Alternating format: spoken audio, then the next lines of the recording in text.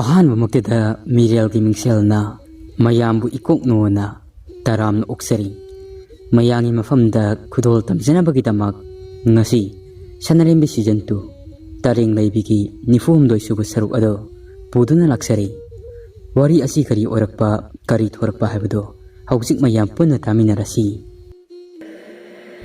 Part-43 Sanarembi thawai aduna Thambal gi thawai ado khamjinbasu ngamjadri Thambal ngaiko asi haiduna lawbusu tadri yam khraba wa mayam aduna makhoi ani marakta sambal oikhibana Part-43 Sanarembi gi thawai adudi ningamda lehauri konthong mapa aduda chadan bagi lang thuraba saji amongumna chingul laigi mitrangda nausum oi wa hauriba mayam adugi marakta changsinba horakli Thambal gi wakhaldadi ngasai mata Sanarembi na haikhiba ado pukri mapal aduda leiba laipung aduda fanglabadi khalli adubu mahakna lakliba asi singu magi thauksindi khangludabani na ona taina lakli lambi amada laklaboida ningi Sanarembi gi fatraba thawai adudi kari buthok lagaba khanbada awaba ama oiri mahaksu Thambal gi mateng panglabani adubu mateng pangidi ngamdri thongal wangma aduda hinjinba ngamda tomina leptuna leiri mathwai mami adudi purpurk sai ashomdana Thambal gi thawai Meerel aduna wa ngakta huba umang adugi manungda koichet chatli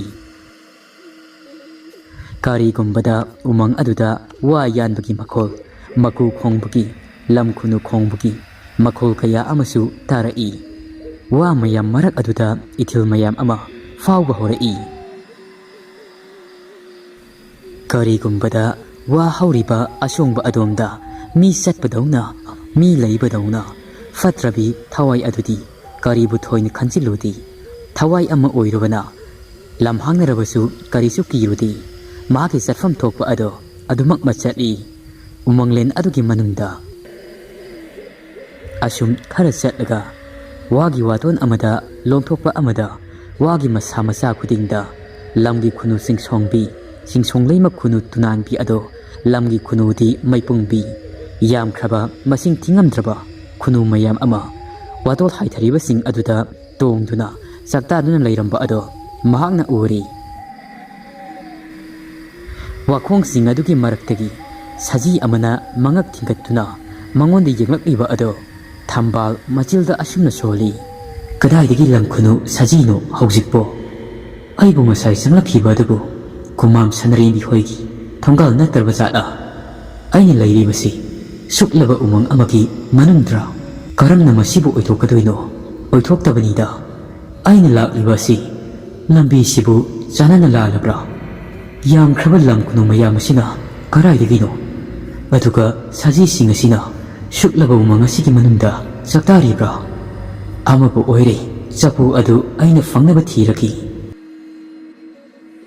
asumna wakhal tauna leiringaida phingau setpa koktana koyet makhutna saisu amapai khorum tongduna santhong pang maikeidagi khongthang tapna tapna thangduna lakli khorum amatong saisu adugi makhok aduda tangjelilha pakhangbagi hajang jairi saisu adugi maton ado tangjelila ahingbagi Thambal gi mamit aduda firi maya ado maibul kabadauna urakli lapli ngaidadi karisu thoina khanjiludi adubu asum naksilakpa aduda akiba tujungba kaya amasu phawba horakli Thambal gi thawai ado masa aduda yamna hainadaba khawtak sabadawna phawba horakli khudong thiba ama tagadabagi mami ama uba horakli wakhalda khalli thawa hinnaba selasira adubu amuktangdi yengkhige hangkhige asingba ama khangduklaga phibamna yadrabadi aisu samai leiduna selagi asumna khalli Thambal gi thawai aduna hai ahal oiba nathau irai leita thau leita thau thiba laklibra mafam asida aigi inakta changsilaklibasi naha kanano aigi lambida ayekpa pige khanduna aibu sinaba laklibra aidi nanga mari karisu leinadi aduga karigino nangna aigi inaktamna changsilakliba ahal aduna hairi hey mazum pak naidaba Part-43 thawai Meerel hamsat hangphainaba Thawai nangnadi aibu khangdraboiri. Karaidagi khanglugani. Nangdi hingnigi matamdagi hauna. Nongmata yumlai masa khangna ninglatrabi. Nahakna yumlai oiba aibu karaidagi khanglagani. Khangja haurohei Thawai Meerel. Ahalgi matam oina uriba aidi. Oningbata onba ngamba. Sayol aigidi yamido. Tamjinangak haigatliba ado. Ngasi korongno waraki khanduna. Ikutsu saisu asina nangbu kalligi haiduna langulakpani. Thambalgi thawai aduna amung hairai yamna usittana. Ha nangbu yumlai. Ha amuktabu nohokigi. Yumlai nabu sayol nyami haiba. Nangi saisu aduna aibu kandoiba. Kallosi kanbirosi. Yamna nadoiga mali. Haima kamain tawni aidi. Saisu asina kalaklabadi. Nangna ingonda kalaklaga. Aidi nangonda karimata khul haloi siro nangna hairise. Ahal oigira angang oigira. Aingonda henbu henjilaklabadi ko. Aina amate lemna tharol. Thambalgi thawai aduna yumlai oiba adu yamna usittana adumna hairaklabada yumlai oiba adu matik mayai fudorakli. Ahal aduna mong hadana yamna tapna hairakli. Tajau hei aman tharisan khraba thawayo. Nangna karim kathainariba aidi. Tamjau kangen sathauba. Yanauk satli pairiba. Saibi naurin holiba. Yang sagol thauriba. Sajik thaba oiriba. Amam angan khaiba. Topna laiba tonganba. Tinana laiba atinba. Taibang nungda laibani. Thawai haina kauriba ado. Aini. Nangna taugi khanba thabak khudingmak ado. Maru marata khanba ngamba.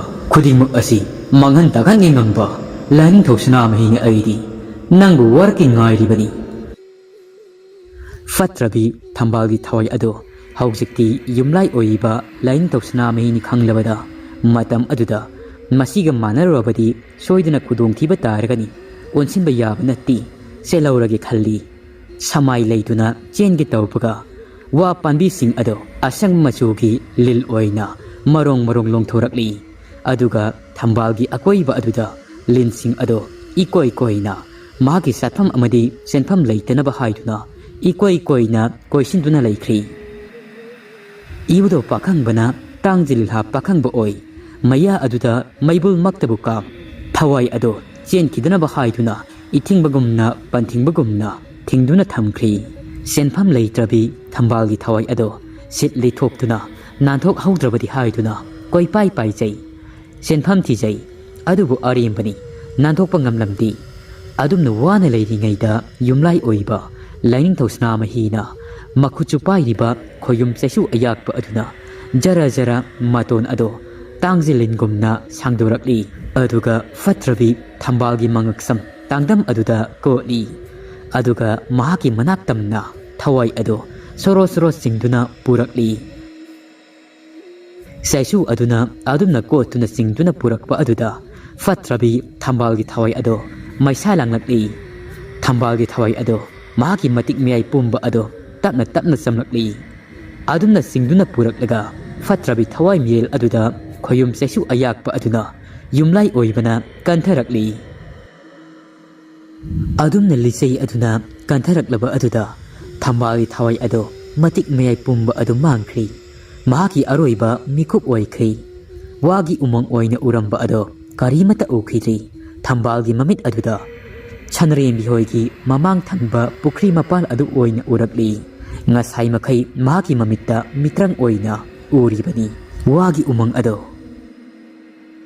Haujikti thawai adudagi mai ising nungsit malim atia. Mangagi mayai ado. Laing tausna mahina mayai pumba ado chingthorakli. Aduga lamlen singnung hutki lamdamda. Mayai manga ado. Wagai hi amada haptuna. Honduna pukri.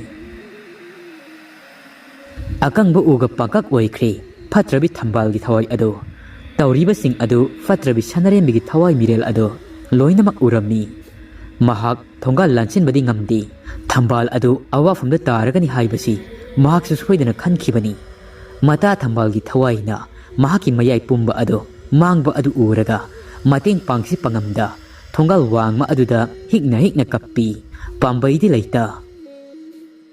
Ita nungsibi. Kainarido ngasidi. Mikup kharagi manungda Thambalgi aroiba oikri. Mahaki Thawai Meerel ado amuk hanna uba fangkire. Thambal Tawaina, Mayai Pumba Adu, Loinamak Mankrabada, Seshu Adu Paituna, Lining Tosnam hi Ado, Imunda to Minna Sankri. Fatrabi, Sanarembi Tawai mi Adudi, Tongalwa Ma Aduda, Koi Pai Pai, Mata Kaina Maisakna, Higna Kapi, Mahaki Pamom Panani, Kanjerambini, Thambal Ado, Amuk Hanna Uba Fangleroi. Thambal Kaina Maisakna, Ahangba Aduda, Ikoi Koina, Nayhakteng Taramlaga, Koina Laibadiada, Cheklamaku on, Nayhakteng Akoiba Aduda, Ningam the Koi Pai Payamlaga, Nungsiba Konjil Amada, Kontang Yaina Kongamlaga, Maikay Ngauring Hakti, Paikay Pairoga, Warubi, Mangi, Arubi, Makhoi ahum na laiba, Yum Adutana Pairakli, Asing Batawai Ama Oibana, Makhoi Mateng Laudrabadi, Yaroi Kali, Mahak Hingigi Matamda, Khangbiba, Yaibichaphu Sigi Maramda, Haidok Lagi, Matangasi yaorabadi, Haidok Taba, Sungyamak Yaroi, Pumduna Thamba Asi, Afava Oiroi, Ahing Makoibu, Mika Hallagi, Adu Oirabadi, Makoina Aigi Iting Asi, Soidana Pangani, Kudimu Asi, Haukiba Pumba Ado, Hairagi Lepli. Patrabi, Sanarembi Tawai Ado, Sikla Magu on, Sajin Matak Aduda, Kongam Laga, Maki Saklon Aduda, Hanjin Kei, Aduga, Yum Adugi Ahoba Amada, Amuba, Maiku Onduna Pashilakli. Tumliba Makhoi ahum Aduda, Yamni Yakpa, Konjil Amada, Lahotuna, Ningaidina Komlen Tugun Taliba, Makhoi ahum Ado, Haudokli. Makhoi ahum Adudagi, Tumlambadagi, Tawai Aduna, Adumna Yakna Laurapa Aduda, Mikap Tokli, Kangprek Khangni, Mangi Ado, Konjil Adutabada. Patrabi, Sanarembi Tawai Aduna, Adumna Makhoi ahum Inakta, Lakani Haibadi, Tajarudabani, Untoka Fibam Amada, Nahani Manadaba, Pibam Amada, Tawai Adubu, Lakpu Ubada, Makhoi ahum Ado, Pungak Nakri, Arubina Hairei. Aikoi di ngaktum ngakli, Ahing Asida Kaino, Taurisina, Karomdagino, Footlauna Pausi Laisibo, Fatrabi, Sanarembi Tawai Ado, Adumak to Minna, Nungsuk Nungzana Dunalay, Walan Amatangang, Warubina Hairei. Kaidoring Asidia, Yamne Inzetapsabi, Mong Hazitabi, Zinglim Haribasina, Kari Amuktaure, Nahan Makaidi, Mina wa Amahaibada, Nanga wa Sama, Kungadabagi, Nare Ado, Tingtoktan Laibadaine. Astum Chika Padavani, Nongan Gadam Sukoitri, Kari Maramgi Lak Libano, Haibado, Hairo. Waro Bigi Wadu Tabada, Nasidi, Fatrabi Sanarembi Tawai Ado, Fana sounding Balay Rabasu, Asawa Pumba Adu Fatari, Aduga, Yaibichaphu Adugi Maramda, Wari Pumba Adu Liri, Yaibichaphu Ado, Sanarembi Hoigi Inkolda, Laiba, Laipung Aduda, Satutuna Haiba Ado, Makhoi de Loina Hairi, Sapu Adu Low Setpada. Mata Thambal Ado, Mayak Loituna, Akangba Ugumna, Sing Oina Kri. Tokiba Todok Sing Amadi, Mahaki Mamita Uho Sing Ado, Sitadana Tammi. Yaibichaphu Duki Maramda, Hek Palakpaga. Mahaki Mapa Angauton Himigi Matamda. Yaibichaphu Sigi Maramda, Liramba Wari Sing Ado, Ningsinga E. Mangi Ado. Yaibichaphu Sina, Sanarembi Hoigi, Laipung Mapa Aduda, Fumle Khanglabanina, Nong Nini Asigi Manunda, Hurala Silepnari. Warubina Mangi Buyanglaga Hairei. Ta Mangi, Nang Buyam the Haiba, Maibani Haibadaini. Ta Mangi na Hairibasi, Zaban Taba, Kayum Lakpa Aduda Oiramali. Ate Sindi, Haitramalida. Ta Mangi, Lai Afavasing Asina, Sungam Dunal Helasi Hairo, Karigino, Makoiningam Libasibo. Ta Mangi Kutto, Pali Haibatani. Kut Adugi Mataudi, Taubidramalida. Asibo, Maiba Paubani.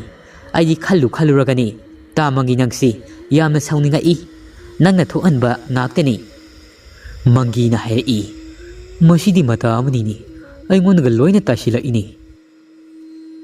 Arubi na Hairei. Ita Warubi, Nantoki Bawa Haibasi, Hanjin Bayamna Lubani. Honadabadinati, Aikoi, Mahiyandrabasu, Kaidoni Aikoina. Kuzin Kunantok Haiba, Amasulaibani. Ashumna Arubina, Warubi Mafum the Haibadagi. Warubi Ado, Wa Makada Kiti.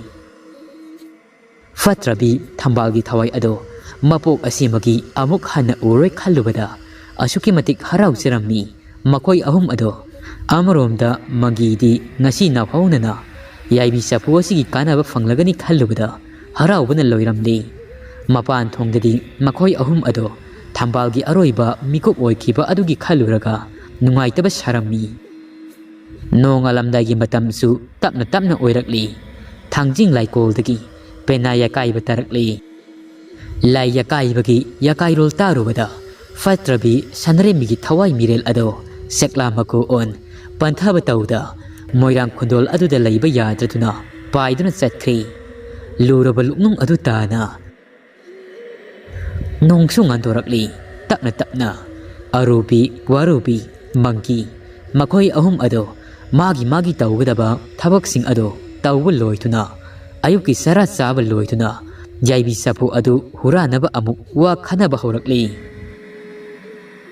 Tinthariba makhai afaba oiroi yot haibasidi saringaida yehaugadabani.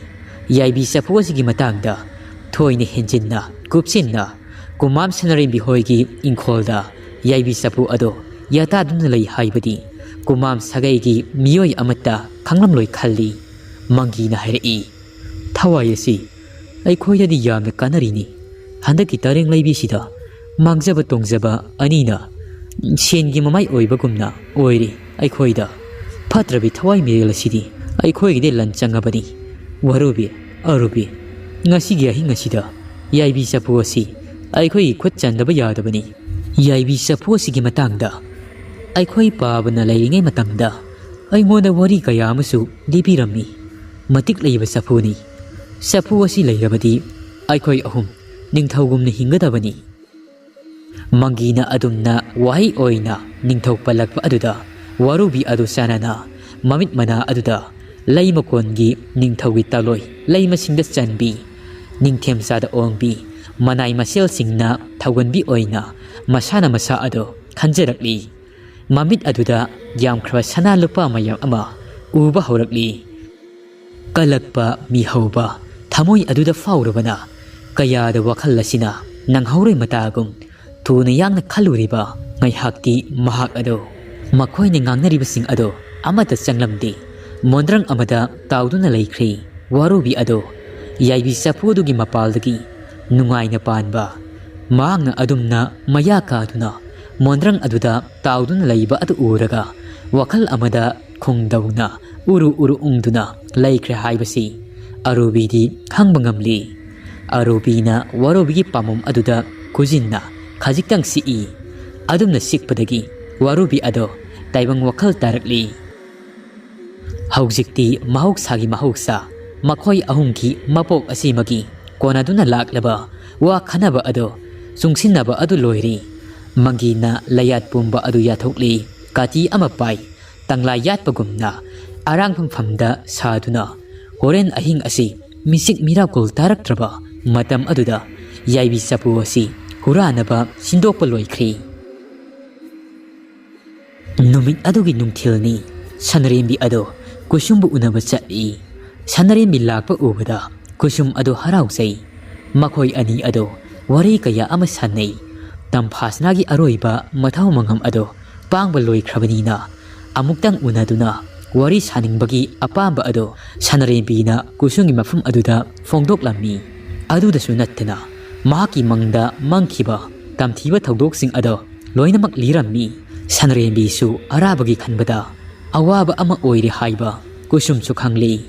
Kusumna Sanarembi adu themjalli aduga hairi ita Sanarembi thoina khallunu maku mangni punsi sangdoktoini ibung arabagi. Sanarembi na hairi ai wadaba ngamdiye ita mahaki khanbada thamoi laija ipak iyai thakta ithak ipom hawal lamba saudaba angauba liri humba malangba haibado mahak oirabra pakhang magi pukning walam nadra ita nongmata hoi mai hairakhidri. Kusumna amuk hairi ibung arabagi thamoidi aisu khangi ita masu chindana matang yadabagi oiramni ita mibu unadrabadi mirainabra laknaraga nungsibe henkatli hainariba adudi ita mahakna kaidamnungda nangbu mirairoyi ita. Sanarembi na nangnadi adumna hairiba ita thamoi asinadi thapthau haiba yarakti aigisu ima laikhidabagi saina makhoi masel nupi laikhidabagi adubuni ita saina maya marak asida awa maisak marak asida mahakti waksingi nong oina lakhibani nada aigi punsida mayol kanglaba punsigi pamilda nahona mayol songanba ado mahakna ni ita mahakna wahi amata haidana tumina laithokraga karigino aina di mon khalloidono ita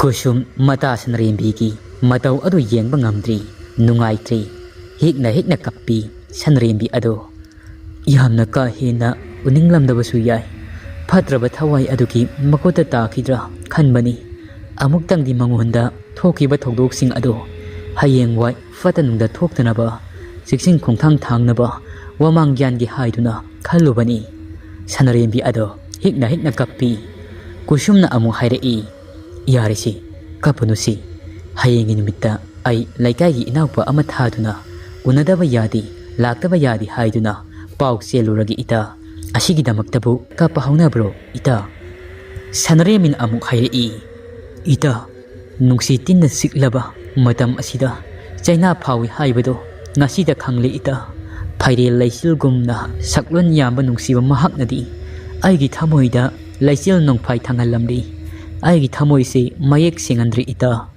khujin khunan thokta fatrabi thawai adugi makhutta mahakna awafamda takiba thoklaba aidi mangjari ita asi hairaga Sanarembi ado o khongai kappi kapmandana mamit ani adu pomli Sanarembi ado kusumna thimi angangba ikhengna leptana senthabagumna khau yakhidri mitlun napum ani adudagi chentharakliba nuzagi naton sanasing nakal aduda singjen laija ising saibina maning tamna senthabagumna sentharakli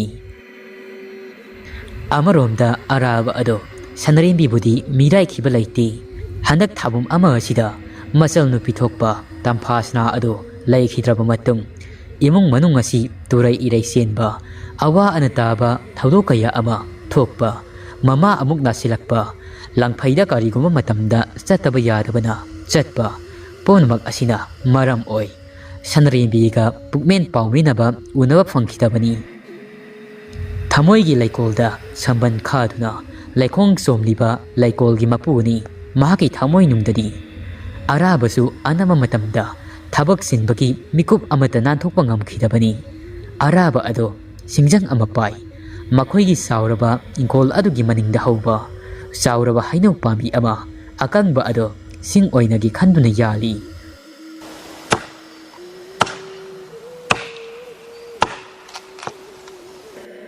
hainau masa sing adu thadokpa loiraga ngaihak pothari ngaida mahaki mamit aduda Sanarembi ga mahakka makhoi ani ado loktak mapal amada unabadauna nungsi wari sanabadauna urakli sarei phijet ningthiba setuna loktak khongbal aduda fammi sabi sanau ani ado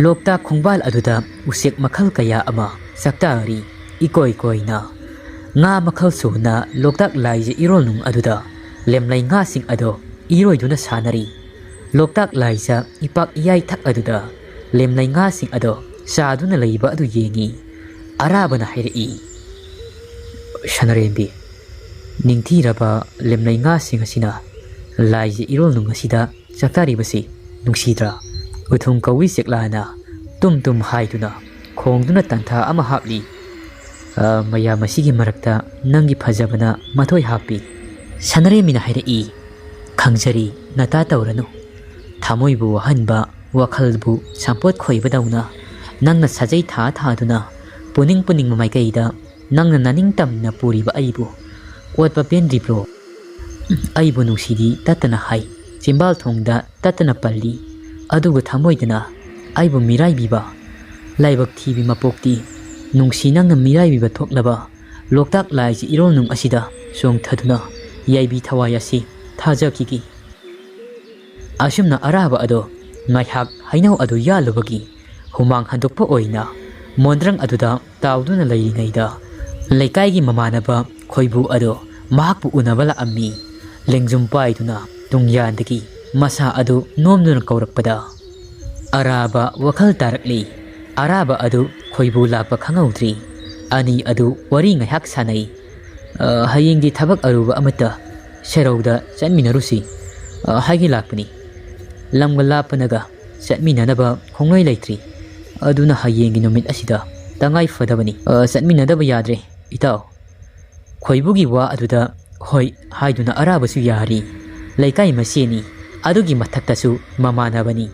Laikai masen oibana hanadagisu hauna mateng pangaduna lakhibani. Khoibu ado ngayhak wari saramlaga Chatkri Arabasu ngayhak awa potharingaida mahaki mamitta Sanarembi uruba aduda Sanarembi ado uningba faurakli nongma matang sabada thabak khara komba numit amada soidana unaruragi khalli nungsibi mahakna mahapu soidana uninglamgani khalli Araba ado majil aduda soli unadragana asuk wawa maisak unaragana maisak pumba kokpa angakpani ko nungsiba kauba mahaksi thamoi liri tangdum singna thamoi amada panaba ten kapa ngambasi nahak khakta oiraboire ko wakhalgi ipak aduda tauduna laithokpadi yadabanina mahaki tawfam thokpa thabak sing ado loisinkhri numit adusu tapna nungsup chingya thengkhri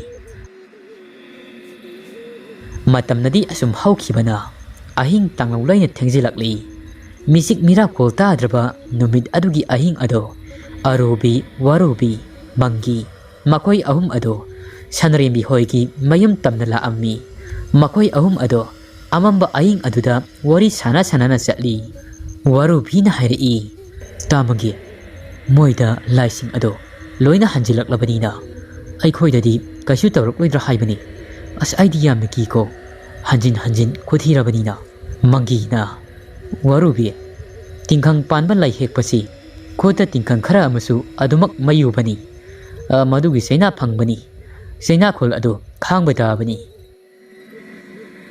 asumna makhoi ahum adu wari sana duna lakpana nakpani Sanarembi hoigi thongal adu yausilakli makhoi ahum adu kontong sei adu tominna satoktuna changai mi ta khini matagum makhol amata thokhandana mong hadana changsilakli asum changsilakpana pukri mapalgi leipung leiriba mapa adu yaurakli leipung ado hek yopaga makhoi ahum ado mitka yengnei leipung adugi nungpok maikei onba mapa ado tauthok asi hainari mikup naum singna makhoi ahum ado leirammi akoiba aduda mi lakpra haiduna lai lakpra haiduna koyeng yengi athengba ahing aduda makhoina purakpa yopak aduga leipung mapa aduda leipak tawraga Yaibichaphu ado lauthoki khalli Yaibichaphu adu soidana leiramlagani aduna fangnaba tawraga lauragi khalli makhoi ahum ado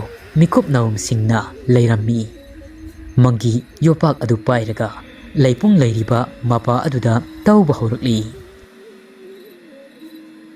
arobina hairi hai makhol adu henmankhri tamangi yamna hawi mi loina tumlambadagi mikap thoknaba tari khangdanaba tawraga loina sebak phaknaba tari ko mangina amuk hairi yopak tawbu makhol tohanganu haisibo as aruba amani adu oiragana nang oina tawragiro arobi adu mangi gi wahai adu da khangli madudi mangi sauri haiba mangina sauba adu uraga wa makhata pangamdi anirak ahumlak yod ado nongthang saba horakli adubu amamba aduda thangmaisu yaudbana karimata mayak sengnadi ubanati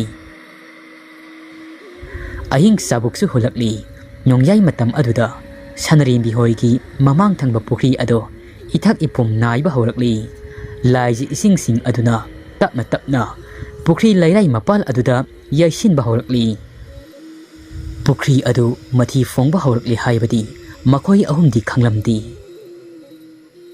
wari asigi nifu humdoi suba saruk adu matang si loisinjari wari asi pathok saba matamda soikhilan ki yaorabasu mayam ngak yu wari asigi makha fatkidraba makhoi ahum ado laina kari tarokpa amasung sapu adu makoina fangkibra haibado mathangi numitta mayam punna ngaiminarasi